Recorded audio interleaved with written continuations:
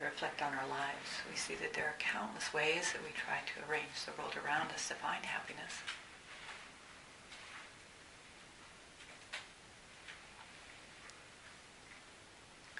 With the work we choose, the places we live, our relationships, our family members, friends, the food we eat, our exercise routines, etc., etc.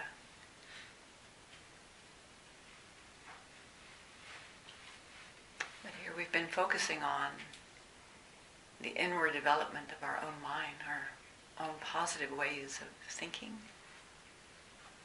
to find greater happiness and well-being, rather than relying on external factors. And as we've seen, these two are not mutually exclusive, but looking outwards towards external things and people and situations, circumstances, is a bit of a gamble, because we never really know how those things will turn out, whether they'll bring us the happiness that we want or not. We can't control them.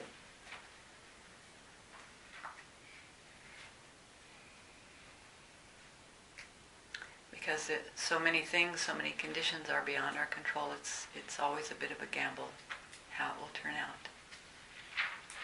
And also these external things and people and situations are constantly changing. So we must really investigate, can these external things, people, situations really guarantee the happiness that we want? Whereas every moment that we spend cultivating our own kindness, our own hearts and minds in a positive and meaningful way, that's not a gamble at all. That's an investment. That's a sure thing we can count on.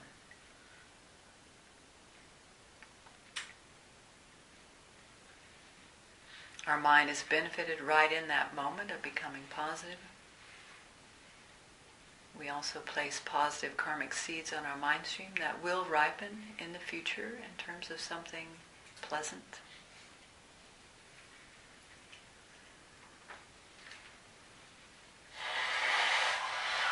And how quickly that full maturation will come about, we don't know. But practicing kindness is not a gamble. It's definite. It's a sure thing we can count on. So let's continue investigating this morning, listening to teachings, continuing to match that up with our own life experience, continuing to meditate on this, so that we can cultivate more and more of our innate potential for kindness, compassion, and wisdom.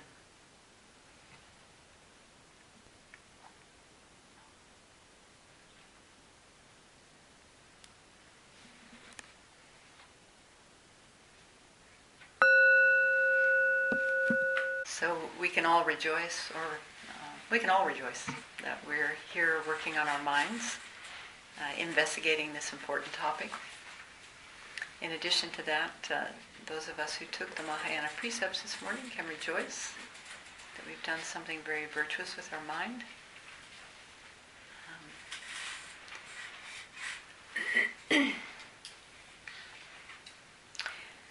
It seems obvious that if we're committed to cultivating our kindness over time, then we really must pay attention to our minds. They say that we have an estimated 50 to 70,000 thoughts a day. That's a lot of thoughts. No wonder we're tired at the end of the day. We have all sorts of thoughts. When we sit quietly, like we just did, isn't it amazing how many thoughts come into the mind? We have kind thoughts, we have happy thoughts, we have interesting thoughts, we have boring thoughts. We have unkind thoughts at times. We have downright mean thoughts sometimes, don't we? If we're honest. We have them all. Each one of us has them all to varying degrees. We can't really stop negative thoughts from arising immediately. That's a long-term process. But what we can do is influence what we do next, how we respond to those thoughts. And so that's really what we're talking about here, what we're looking into. There's a popular verse that I've seen floating around the internet the last years that goes like this: watch your thoughts, they become your words. Watch your words, they become your actions. Watch your actions, they become habits. Watch your habits, they become your character. Watch your character, it becomes your destiny. And I've seen that attributed to just about everybody. His Holiness, Lao Tzu, everybody. But actually I found it traced back to a newspaper article in 1856. There was a teacher, a man named Mr. Wiseman, who was cautioning some of his young students about the habits that they were generating in the early parts of their lives. And so he said, "Whatsoever a man soweth, that shall he also reap." Now that sounds like Jesus to me, or God or somebody. But he went on to say, "You sow a repeated act and you reap a habit. You sow a habit, you reap a character. You sow a character, you reap a destiny. Let them," he said, "cultivate habits of industry, application, and order, and they might rely upon it, with God's blessing, that they would succeed in life." So it's interesting to trace these things back to see where they actually came from. I think we could modify this a little bit from a Buddhist point of view. We could say, watch your thoughts, they become your words. Watch your words, they become your actions. Watch your actions, they become karmic seeds in your mind and habits. Watch your karmic seeds, they become your future experiences. So that's drawing on the law of cause and effect. It reminds me of another Buddhist saying, and I don't know the author, but it goes like this: "When with others, watch your speech. When alone, watch your mind." Does anybody know the source of that? Atisha, Lama Atisha. Okay, good. So that's a good one to keep in mind. If you're going to get a tattoo, maybe that's worthwhile tattooing on your arm. When with others, watch your speech. That's how we create a lot of negativity, isn't it, with our speech? And when alone, watch your mind. Examine our mind to see what's going on. The Buddha talked a lot about the law of cause and effect and how our actions necessarily lead to compatible results. So, for instance, he taught that from ignorance about how we exist, comes formative actions. From formative actions come contaminated karmic seeds in our consciousness. From those contaminated karmic seeds come birth, aging, sickness, death, getting what we don't want, not getting what we want, being separated from what we like, etc. So the Buddha was very much a scientist in that respect. He respected the law of cause and effect. And he encouraged his followers to pay attention to that too. So that's what we're attempting to do here, is to notice that our thoughts, no matter where they come from, the conditioning, the karmic seeds that they come from, there's a chance where we can interrupt what they influence. In other words, in terms of how we continue to think, how we speak, how we act. And so we need to make use of that opportunity to interrupt negative streams, negative cascading events. In the Buddhist tradition, there's no external creator needed to keep track of our positive and negative actions. Our own mind does that for us, doesn't it? You know, the things that we carry with us. You know, we probably all carry with us things that we regret. We don't need someone reminding us of them. We carry them with us. And also the positive things we do. We carry those with us too. It's like we have a speed camera on our shoulder. Do they have speed cameras in Brisbane? Oops, not Brisbane. Where am I? Spokane? I know they do in Brisbane. I've gotten caught by one. Speed traps. Speed traps, okay. It's so practical. If you're not speeding, you don't get into trouble. The same is true for us. If we're not creating negativity, we don't get into trouble. So there's a lot of momentum behind our habits, isn't there? It's humbling. I'm sure everyone in this room wants to do good, wants to be really respectful and kind to every person that they meet. And yet we get tripped up by our habits, by our lack of attention. So from neuroscience, and maybe even from our own experience, we know that repeatedly engaging in certain kinds of thoughts creates habits to think that way again in the future. Have you noticed that with yourself? When we notice positive, productive, affirming ways of thinking, we can rejoice. That's one way to increase that activity, is to rejoice. Yes, I'm doing well. And then aspire to increase them through meditation, and also throughout our days, not just on the cushion, but throughout the day we can remind ourselves to increase our positive ways of thinking. Put a little note on your computer. Link it to something that happens a lot, like when your phone rings. Remember to take a moment to think something positive. We can find little ways to work with our mind. And when we notice unkind thoughts, instead of getting upset or shaming ourselves, probably many of us in this room have that habit, shaming ourselves for making a mistake. Instead, we can choose and nurture the kinds of thoughts that we'd like to have in the future. We can interrupt our thought patterns when we find that we're thinking in ways that we don't want to reinforce, that aren't productive. So this means that we can consciously use our attention to develop our mind in positive ways, increasing our kindness. It's important to notice that we use our mind when we create negativities. Doesn't it also stand to reason we can use our mind to purify our minds and also move in a more positive direction? But it takes a lot of intention, doesn't it? It takes a lot of attention and intention to do that. And so we need spiritual friends to help us do that. We need a community like this.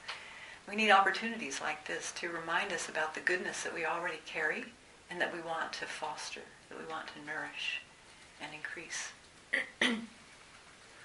And so one way to do that is by focusing on the kindness of others, like the meditation last night, and also as Venerable Samkin reminded us this morning. It's interesting, isn't it? It's focusing outwardly on others' kindness, but it's also a practice of kindness for ourselves.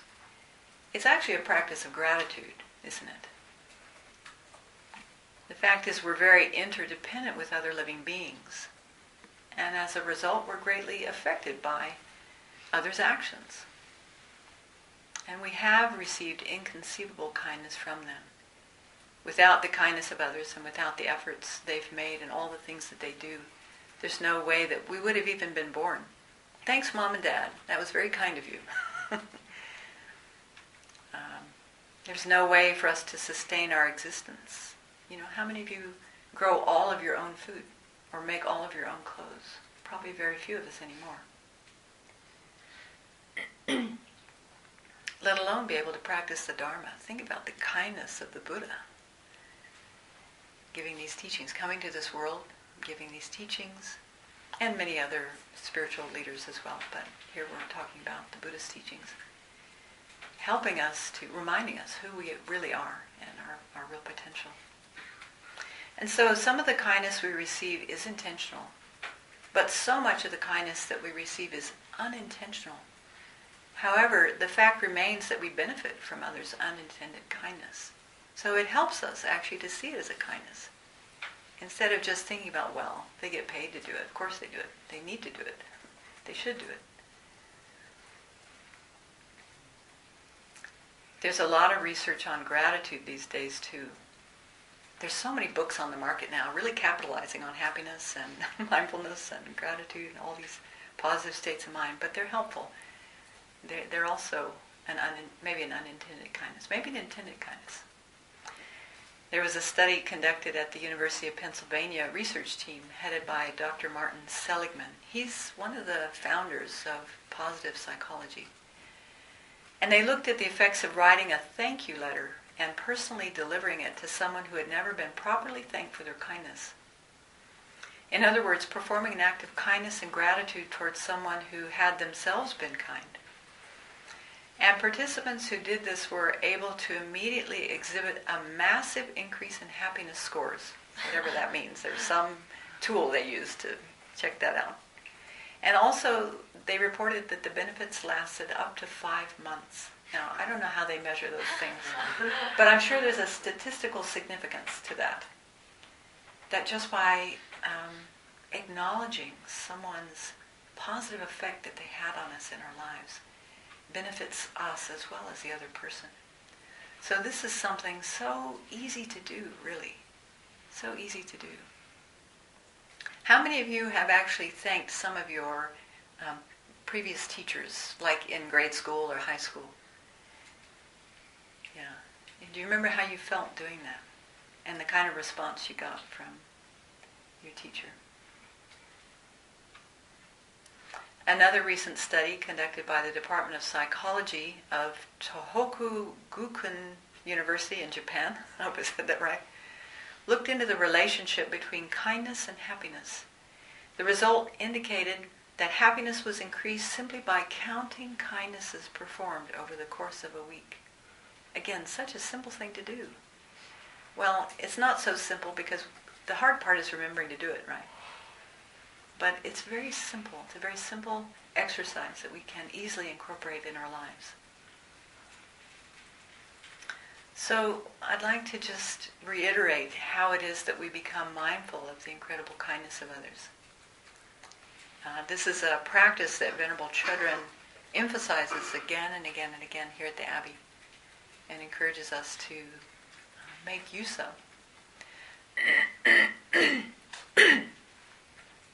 So as we saw in the meditation, it's good to begin with the most obvious examples, really thinking about the kindness of our parents, our family members, our really good friends, other relatives.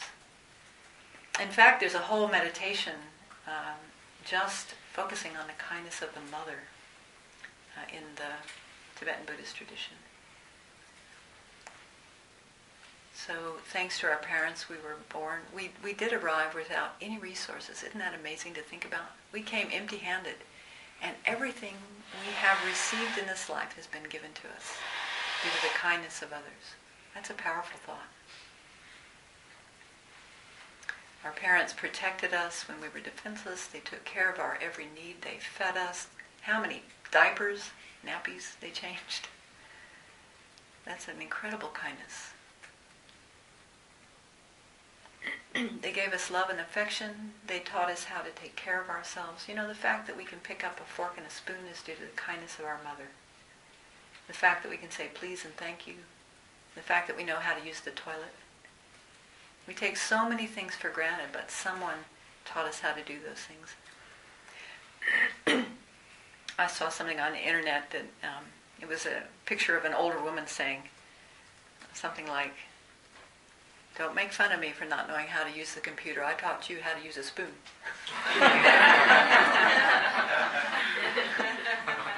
It's true, isn't it? How is it that we know how to tie our shoe or button a button? You know, just thinking about that. And you know, this is a little bit of a difficult meditation because, you know, some of us have had difficulties with our mothers. But if the fact that we're alive, just focusing on that, the fact that we're alive is due to her kindness. Our mother could have aborted us, but she didn't. And the fact that we're alive today is, we can attribute partly to her kindness. Our father too, he had a role to play.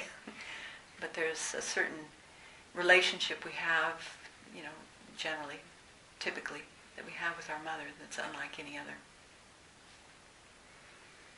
And so our parents and other adults like teachers and relatives taught us how to get along with others, how to function in society. And so we could spend a 3-month retreat just focusing on the kindness of people who've been close to us. We can think of the kindness we receive from other relatives in our lives. Maybe you had a grandparent who was especially kind to you or taught you certain things, took you places, gave you opportunities that you wouldn't have had. Or maybe aunts and uncles that played a particular role in your life. You know, really thinking about, calling to mind, taking time to call to mind their kindnesses and noticing the impact that has on your mind and your heart.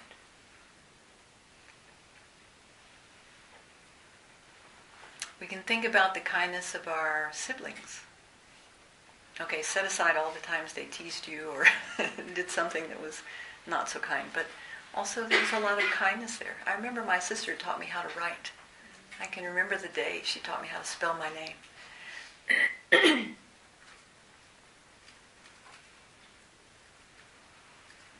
We can also take time to think about all the many friends we've had in our lives, starting from a very young age.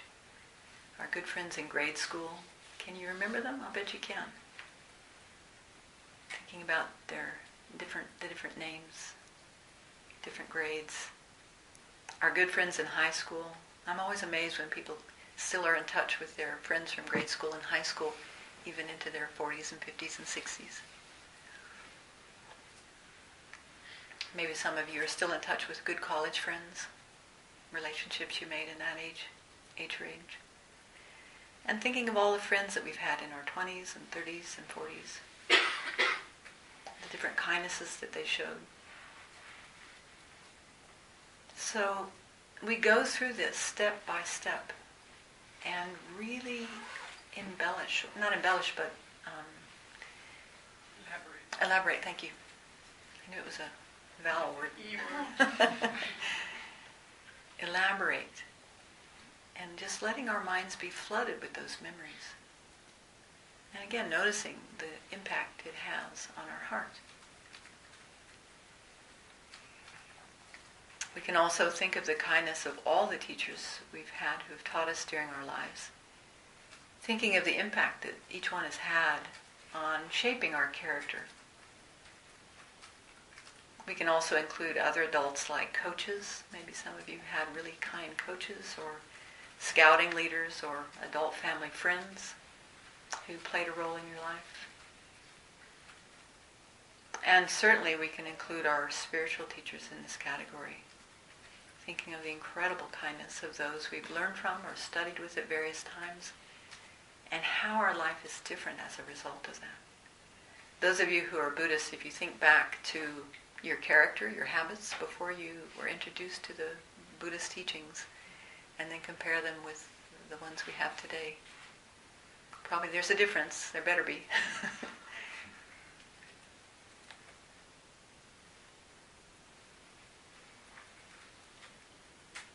We can also appreciate those who have influenced us through books or MP3s that we've listened to, videos we've watched online. So that category is probably the easiest one, the one that we easily can spend a lot of time reflecting on. But we're encouraged to move to the next step, to really consider the kindness of strangers. People that we don't really know, or maybe there are some strangers that we see, but we don't know anything about their lives. There are also countless people that would fit into that category of stranger who we'll never see, we'll never know, and yet we rely on them. They've made our lives more convenient. They've made our lives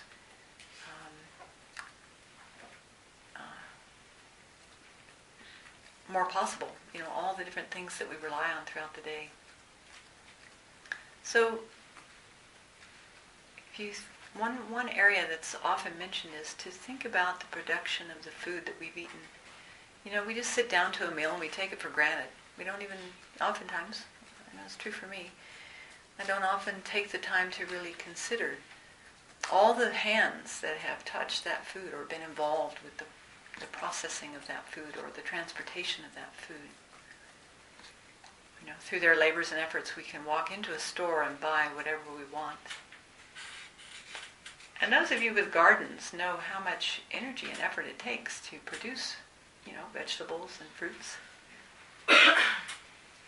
I picked apples one year, and it really gave me a completely different appreciation for having an apple, picking up an apple in a store.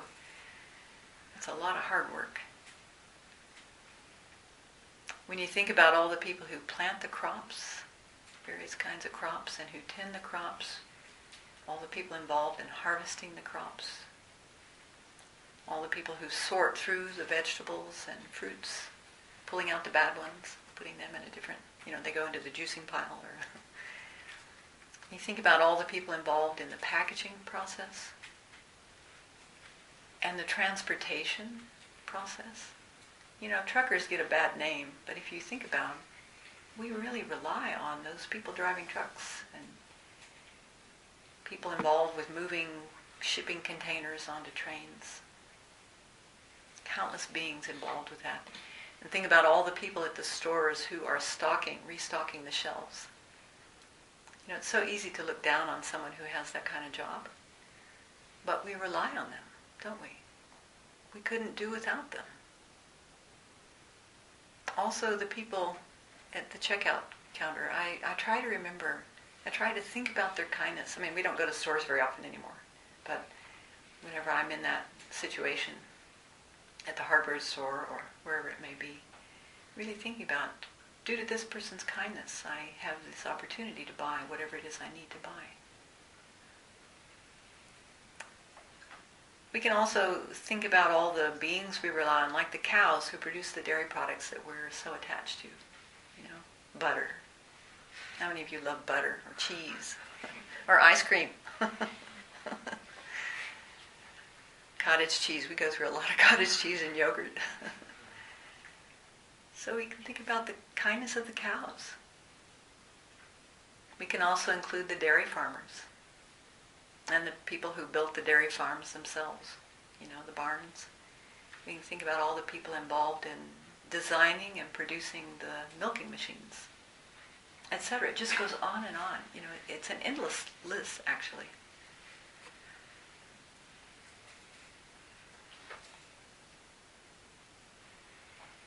If we think about all the personal items we use in a day, just think about from this morning.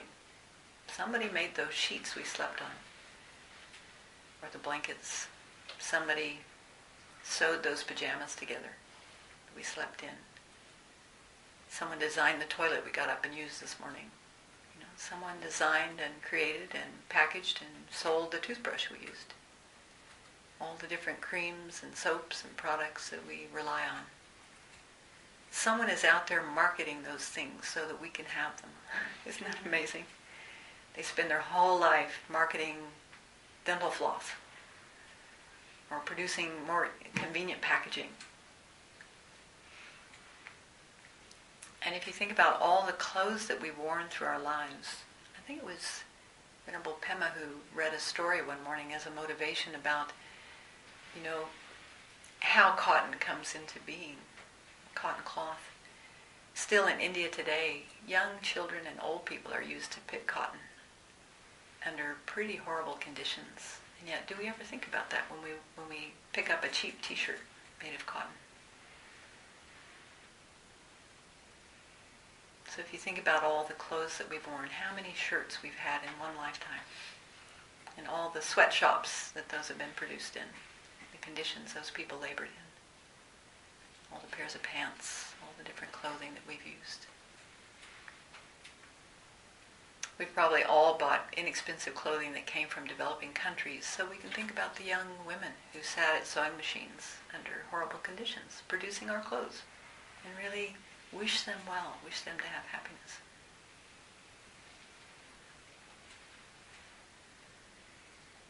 Think of all the shoes that we've worn, and all the people involved in creating those shoes. So it takes some effort to go through these steps, but notice the impact it has on the mind. Notice the impact it will have, or imagine the impact it will have in how we relate to other living beings. No matter what job they do, we've probably relied on them in some way. You know, there are people, every time we pick up the phone and talk to someone on the other end, they're doing a job that helps us in some way. Especially people in customer service.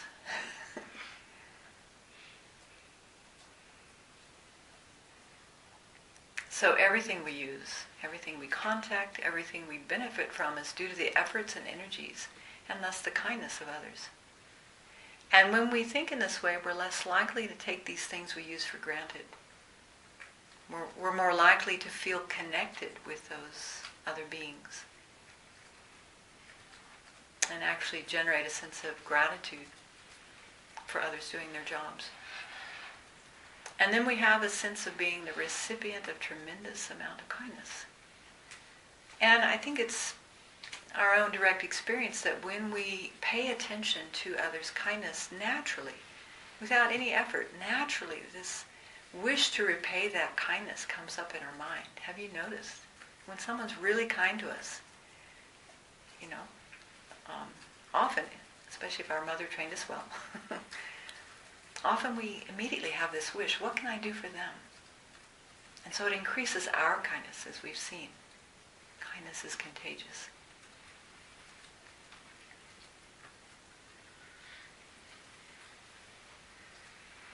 And of course, our practice would be incomplete if we didn't also consider the kindness of those people who we find disagreeable or difficult.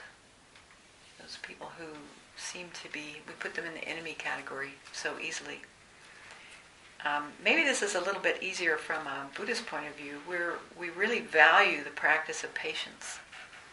It's something that's necessary for enlightenment. And so how can we practice the cultivation of patience without someone who's irritating? Really, think about it. In fact, all the perfections come into being, well, most of them come into being due to the kindness of having a recipient. We can't be generous without someone who's there to receive our generosity. Same thing with patience. We can't really be patient. We can't develop our patience fully without a recipient. The Buddhas are constantly kind to us. They're not going to help us really develop our patience to its fullest extent. But that person who's challenging us, if we can see it in that light, that's a mind training. That helps us to appreciate the role that they're playing in our lives. So that one warrants a lot of thought, doesn't it? Because it's so contrary to our natural reaction. This morning I was holding Mudita, one of our kitties, on my lap. She's not a kitty anymore, she's a cat. She has a particular way she likes to be pet and not pet. And so I made a mistake. And she left 2 little marks right here on my cheek to remind me. And, I had to watch my mind, because immediately it was like, I wanted to throw her off my lap. It was like, no, you can't do that. She's a cat. She doesn't know better. And the people who harm us are in a similar situation. In that moment, they don't know better. Or they're so conditioned to do something that they can't do anything different. We so much want to hold other people responsible for their actions. And to some degree, okay, we need to do that. But think of your own situation. When we're in the harming, we're the one who's doing the harming. Are we in control in that moment? Or are the afflictions in control? So I know myself, when I make mistakes, I sure hope that people will cut me some slack and let me apologize, See that I'm a human being with faults and also some good qualities. And so can we hold that same kind of leeway for those people that we find most difficult in our lives? Giving them the benefit of the doubt, seeing that currently they're controlled by different afflictions. They can't do anything different. So this is a very helpful way to think in those situations. It keeps us in touch with our kindness instead of going to a default. The fact is we all have a default. When push comes to shove, we'll either react with anger. Some people react immediately with anger. Some people react more immediately with attachment. We go to the kitchen and look for something to eat or something to drink or, some way to soothe. Some people react with ignorance. I'm just going to numb out. I'm just going to ignore this. It's going to go away. Not going to think about it. So all of us have one of these defaults, and the more we understand our own default, the more we can understand that that's also true for others. So we can use our own experience in that way. And so we can repay the kindness of others in so many ways. A very simple way is simply by saying thank you. Thank you for helping me. Thank you for making my life more convenient, or thank you for going out of your way to benefit me. but also working on ourselves through our spiritual practice. Doing as much as we can to develop our own human potential is certainly a way that we can repay the kindness of others. Because that way we can contribute more to their well-being. Whether it's just with our thoughts, may all beings have happiness and the causes of happiness. May all beings be free of suffering. Or actually having some ability when we come in contact with someone.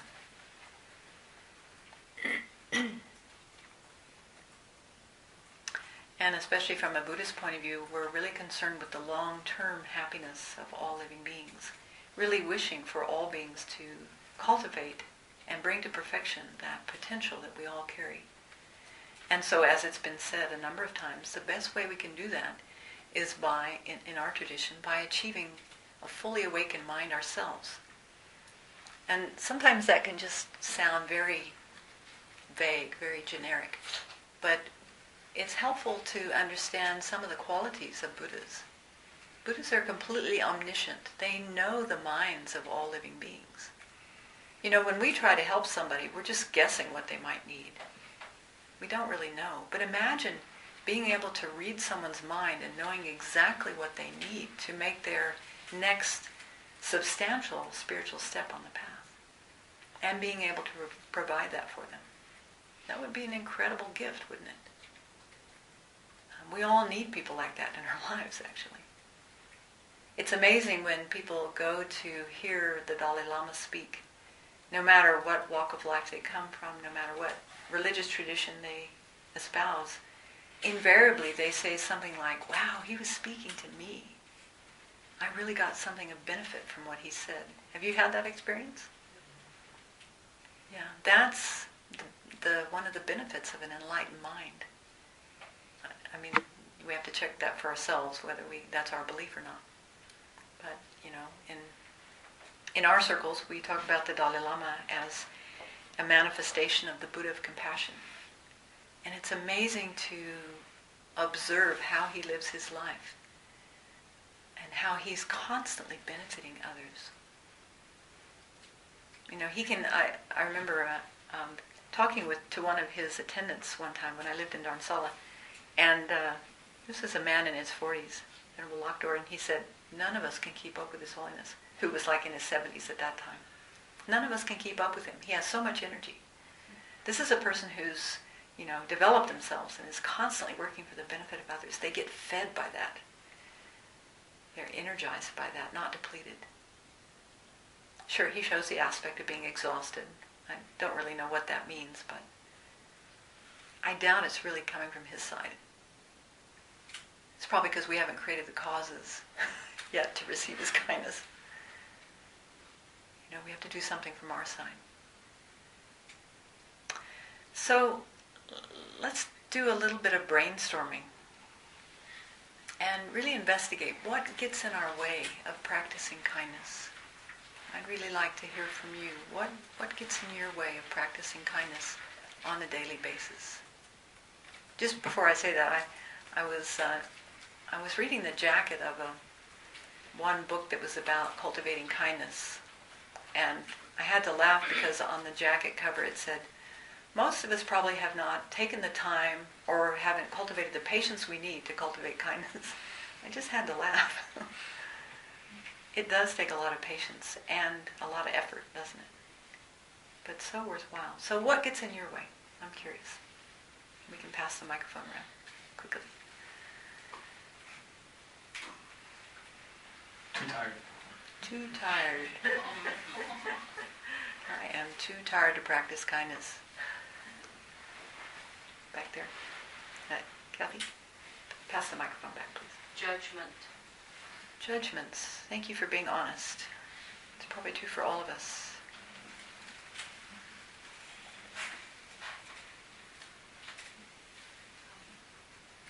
Past hurts. Past hurts. Mm-hmm. Thank you. Fear. Fear. Fear of? Fear of being taken advantage of in some way. Uh-huh.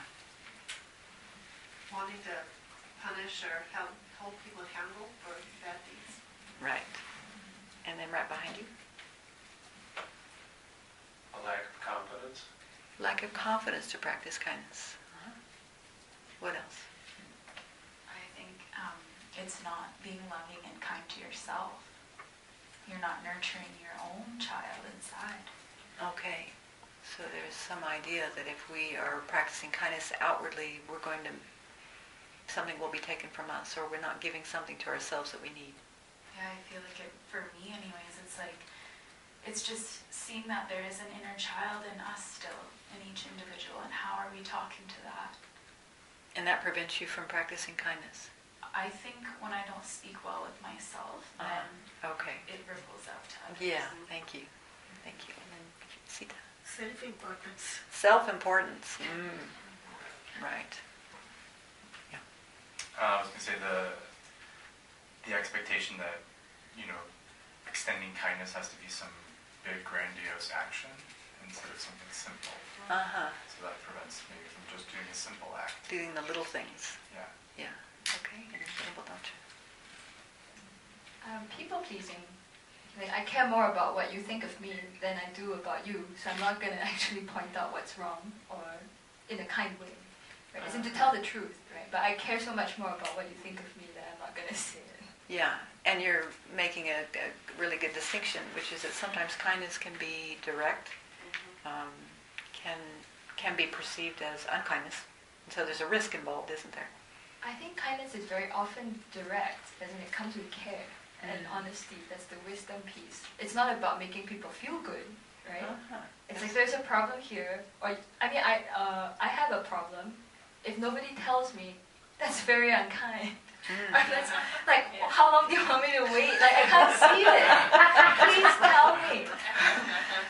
Like sometimes I feel very frustrated. It's like, you imagine you're protecting that person from I'm not sure what, and then nobody tells them. It's like, if my zipper is down, tell me.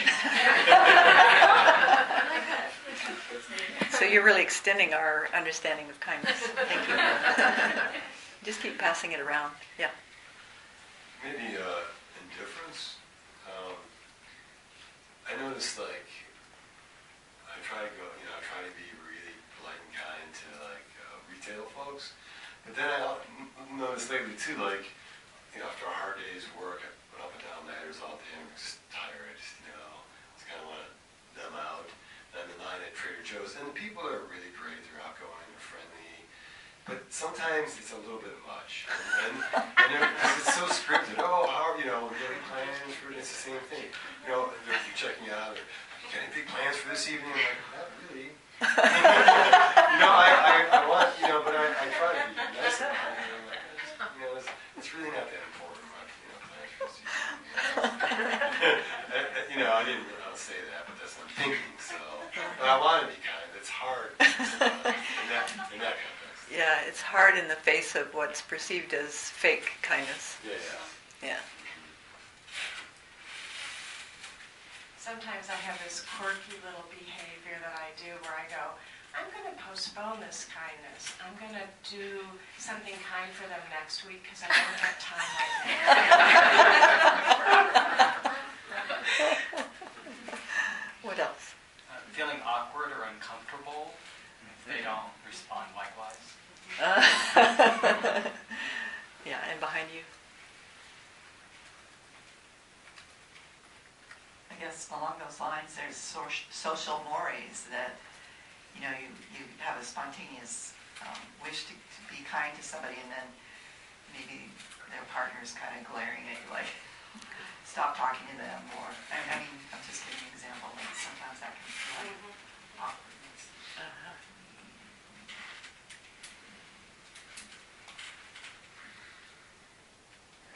Sometimes it seems like it's not picking the right thing and being kind, not doing it right. It's like this person didn't want that; they wanted something else, or they just didn't want that kind of thing.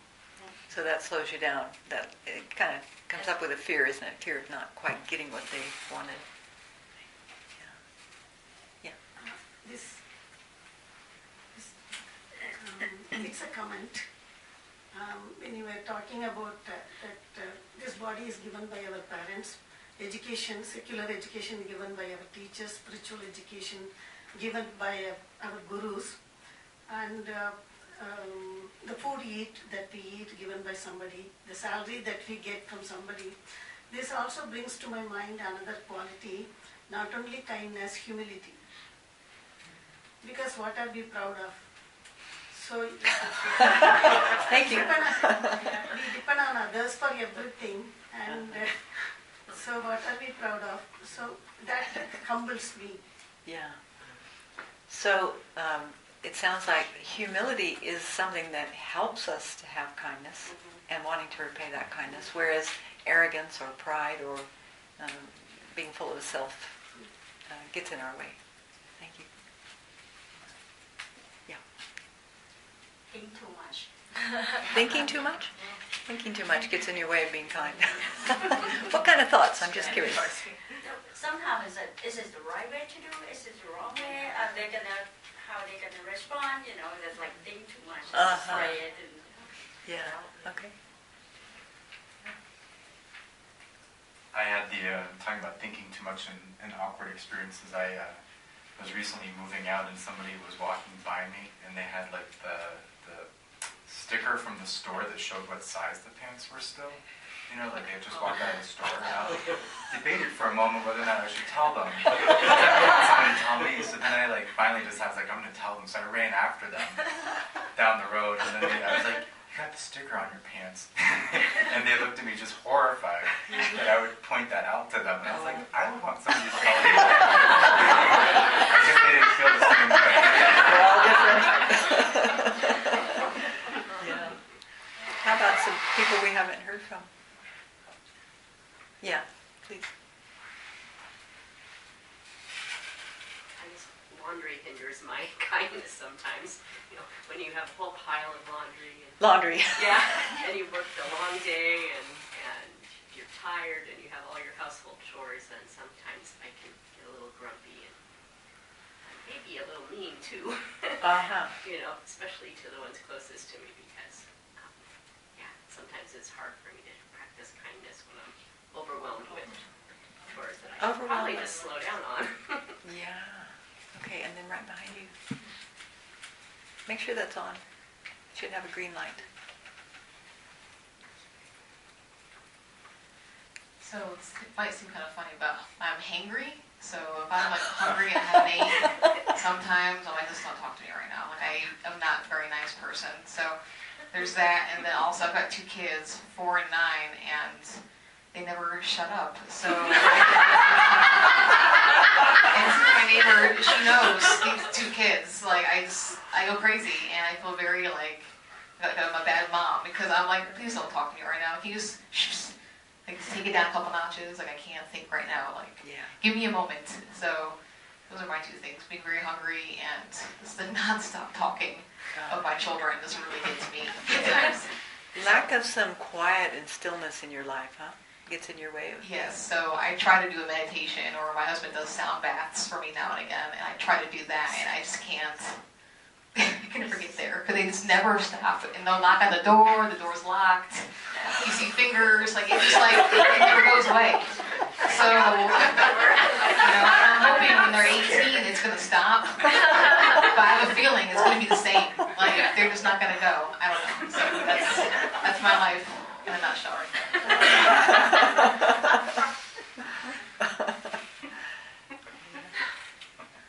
Please come back. We can help you. Yeah. Sometimes I feel like... Make sure it's on. Make sure it's on. And the microphone needs to go over here. No, after you. After you. Sometimes I feel like you're unkind because you're influenced by wrong sources. You listen to wrong views. Yeah. Bad friends or wrong views or media, for instance. Yeah, that's an important ingredient these days.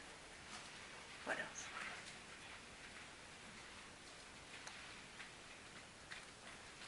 So one of the other things that I encounter too is, especially after a long day, is being so much in my mind that I don't think about it or I don't see it. It's like being obtuse, or I'll see it later.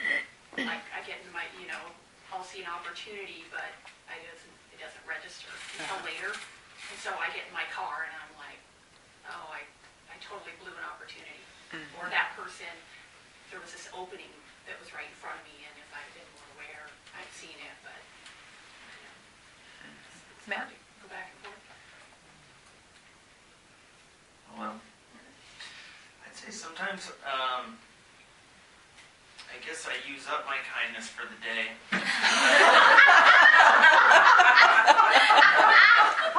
Depleted. And I think, and it's not necessarily that I'll get angry. Maybe it's more annoyed or indifferent. But it's like I gotta be after I've done so much. That ego comes in and says I gotta be more important than this person right now. You know. So. Self-cherishing gets in the way. Right. If I can say. Yeah. Yeah. Sometimes we only have one kind deed in our pocket for the day. And then when it's done, it's done. Okay, anything else?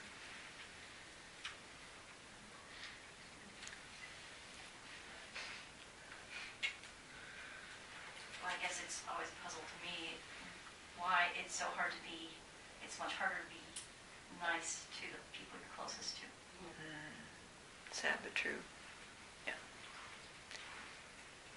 Probably because we think they won't actually go away. You know, we're related in blood, so. Yeah. Okay, and can I just ask you, do you think these are valid reasons? Just check. Just check inside.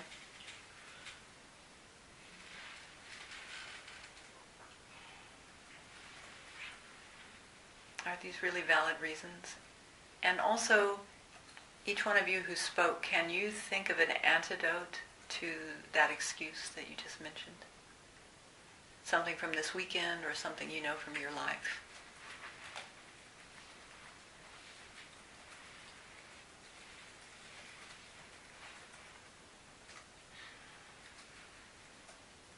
I see some heads nodding. Okay, it takes effort, doesn't it? There's a saying, I think it's attributed to His Holiness. Whenever you can, be kind, and you can always be kind. Is that how it goes? Yeah. Yeah. Whenever you can be kind, do, and we can always be kind. So the more we train in these ideas, of course, the more automatic that will become for all of us. It's so helpful to really think of our mind as a muscle, not as something that's fixed.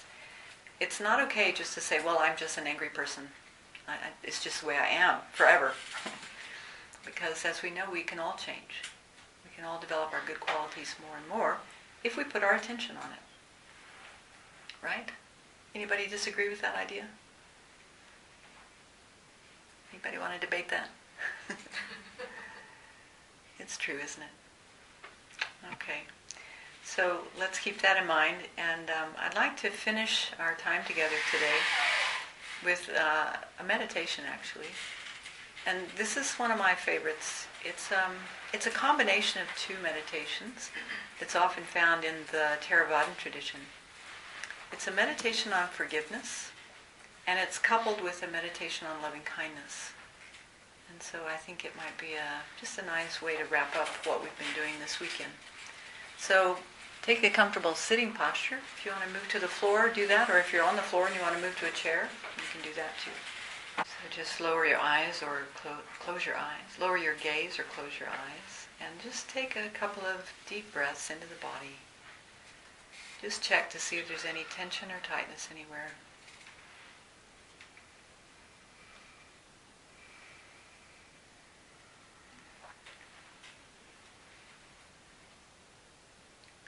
You might just check in with your heart. Notice what's happening there in the center of the chest.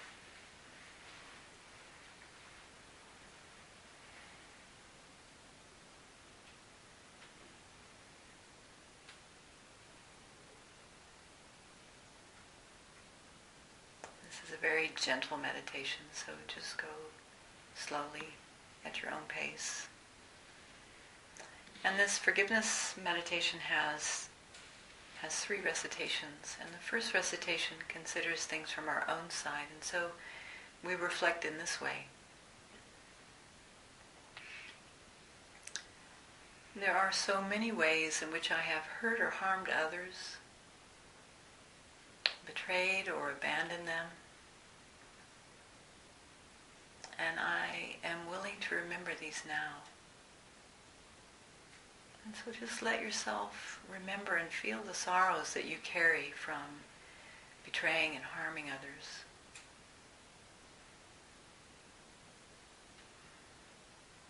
Just in a very gentle, respectful, attentive way.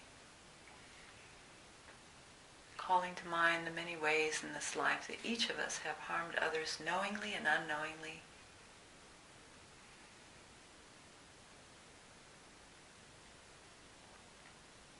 Betrayed and abandoned and hurt others. And remembering these now and feeling it in the body. And noticing the wish, or generating the wish that we carry for forgiveness. Just let whatever images arise in the mind be there.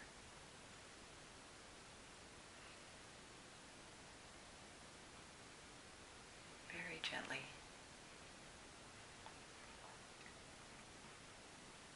In all the myriad ways that I have hurt or harmed you, others, knowing and unknowingly, out of my own pain, out of my own fear and confusion, out of my own anger and hurt. I remember these things now and I ask forgiveness. I ask forgiveness.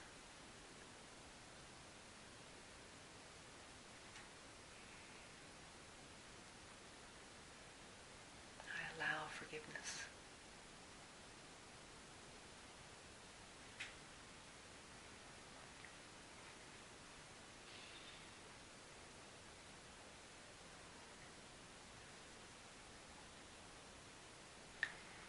Let yourself feel the work of forgiveness in the heart that wants to be done.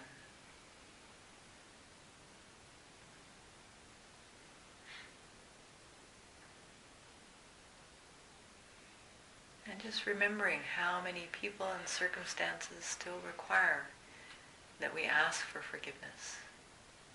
Inwardly we can bow to all those beings and ask for their kindness,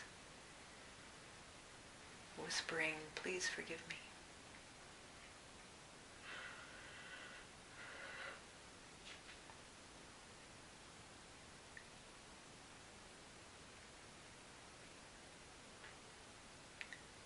This is a great kindness to ourselves.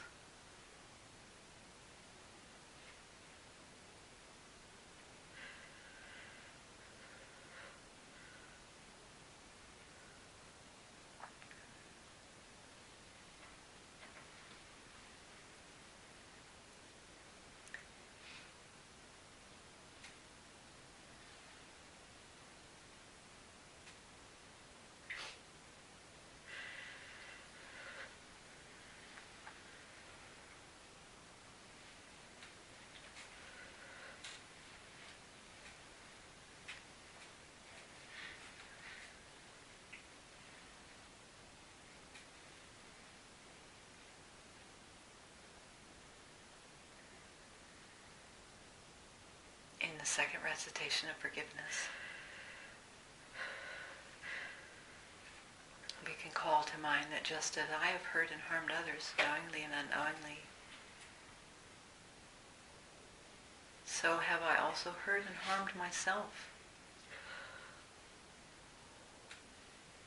I've betrayed and abandoned myself.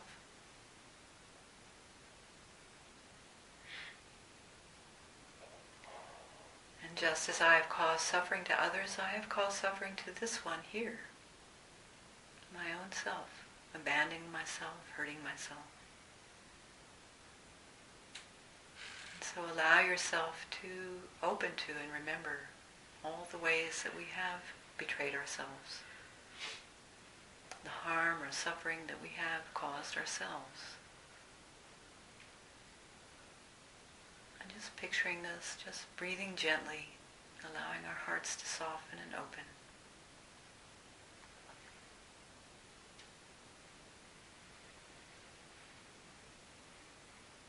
There are so many ways that we have abandoned ourselves, hurt ourselves out of our pain, out of our fear, out of our confusion and hurt. And in this moment, as we remember, then let's offer ourselves forgiveness.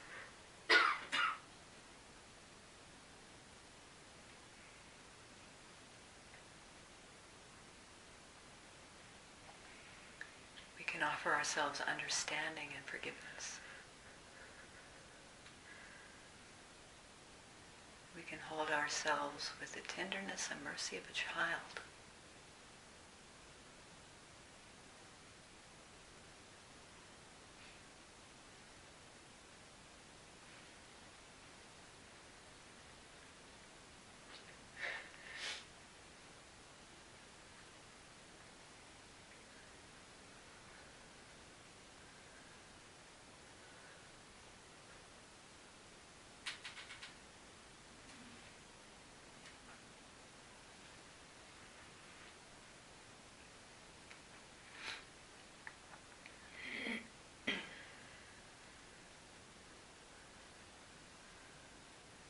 And then finally, the third recitation. There are so many ways that others have hurt and harmed me in this life, betrayed me, abandoned me, and caused me suffering, either knowingly or unknowingly. Each one of us has experienced this so many times from others. And so, remembering these now, too, we let ourselves remember and feel the sorrow that we carry.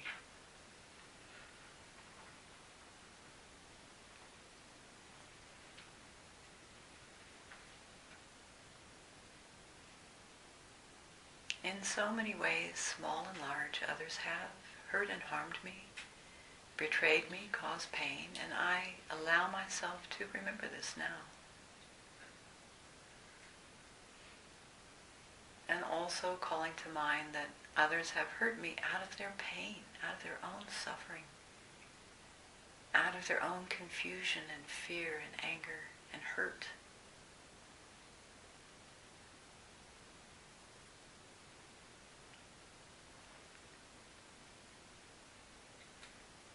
And so we turn our heart in the direction, at least in the direction of forgiveness. And to the extent that we feel ready, we can bring them back into our heart.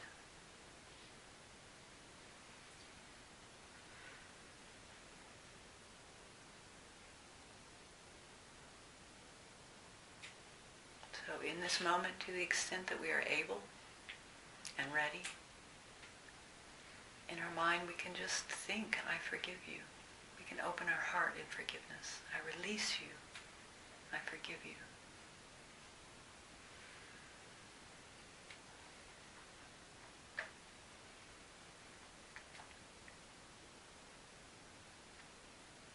And then we can just rest gently in the breath of the heart and let ourselves feel the relief, the natural blessing that comes when forgiveness is possible. The space, the tenderness, the ease.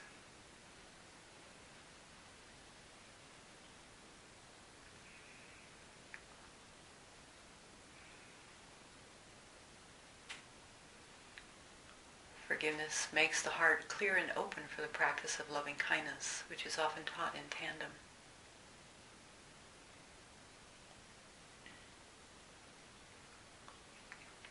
And so we can just gently shift in our own timing towards the qualities of loving kindness.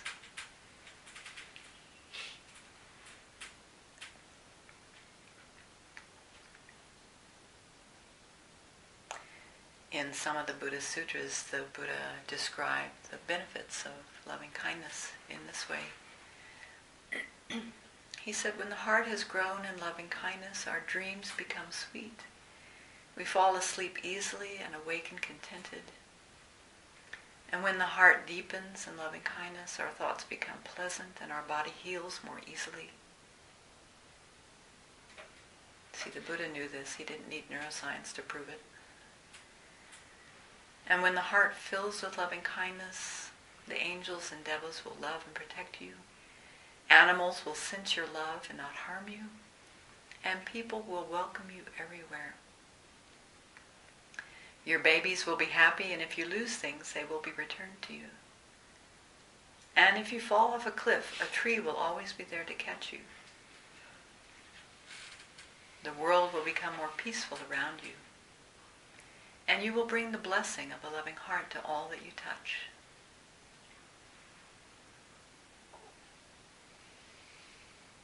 So with this in mind, we can continue to breathe gently into the area of the heart.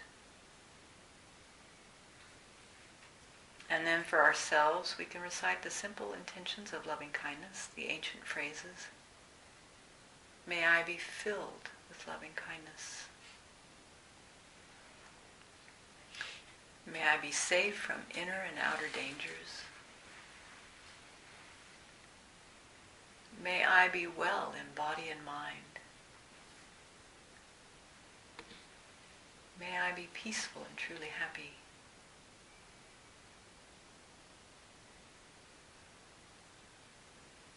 And so these words can be like a balm, like a blessing to bless oneself. All the cells in our body can relax into that kindness and love. So, to the extent that we can, we extend this to ourselves. May I be filled with loving kindness.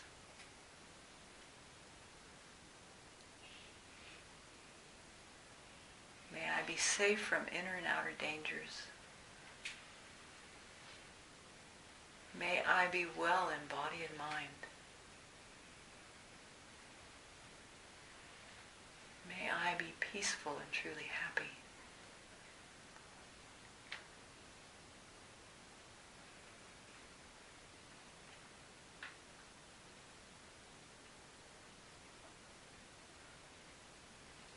In this way, we can feel the compassion that we have for ourselves and all the struggles of our life with mercy, with love. And still being aware of the measure of sorrows that we have been given in this life and the suffering that we've carried, we can hold them with great compassion.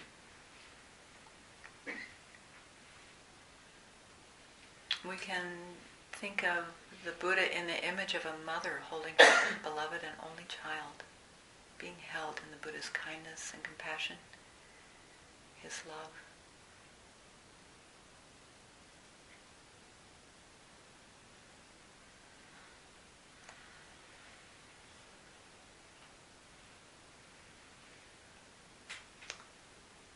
May I, this one seated right here, this very body and mind and heart, may I be filled with loving kindness.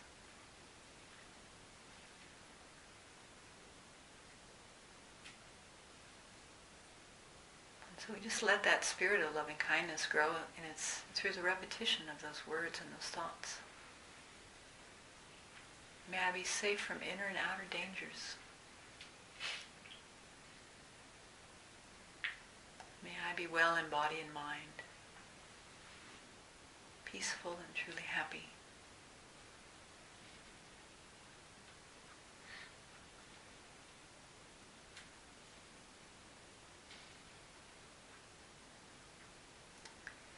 And then we can extend this to our loved ones, our friends.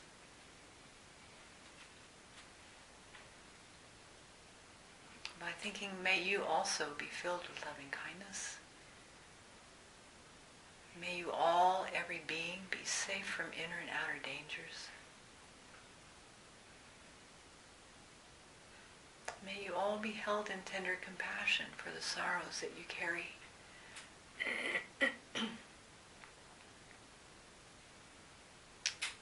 May each and every being be well in body and mind.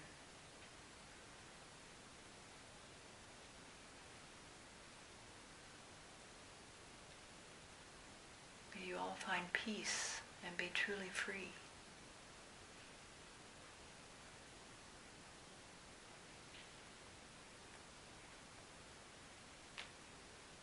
slowly we can imagine extending this to people we consider strangers who have been infinitely kind.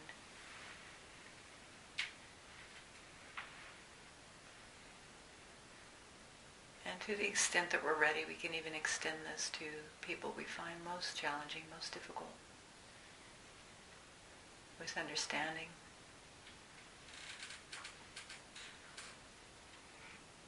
May we all be filled with loving kindness. May every being be safe from inner and outer dangers.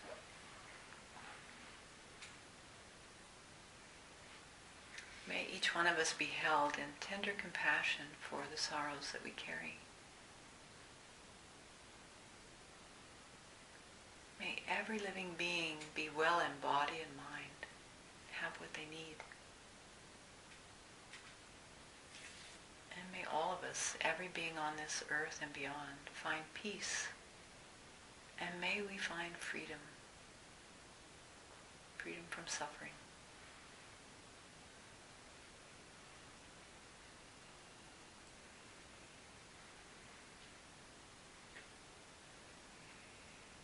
So just imagine what we've generated in our hearts this morning be extended out and out and out and out, touching every living being. May there be infinite degrees of separation. May this truly go out and touch the hearts of all living beings.